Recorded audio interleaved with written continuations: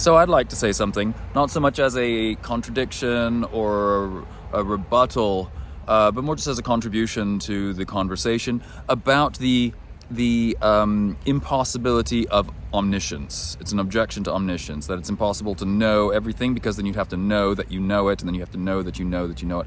It's supposedly an infinite regression. And what I'd like to point out is that the way that we know something is very different from the way that God knows something. The way we know things more as an awareness of the truth of X, whereas God, his knowing is actually creating and sustaining the truth of X. He knows things into existence. So, I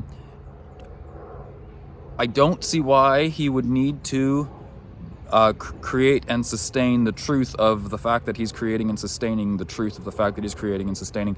I'm not sure there's a difference between making it true that X and making it true that you're making it true that you're making it true that X.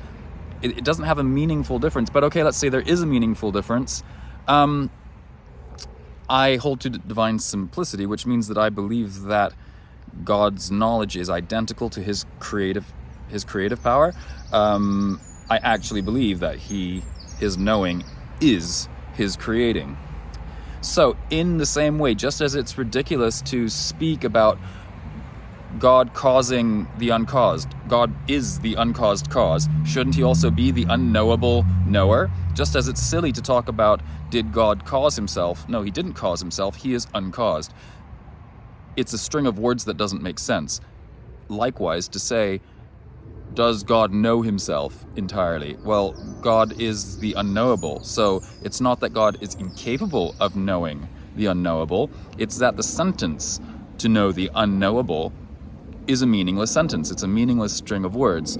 So yeah, it's not about God's capability. It's a logical necessity that God is the terminator of where knowing and where needing to create, basically, just comes down to a bottom. And that is in fact what makes the cosmological argument and Kalam type arguments, and the contingency argument, it's what makes all of those work, and it's exactly the same thing because God's knowledge is identical to his creation. What do you guys think?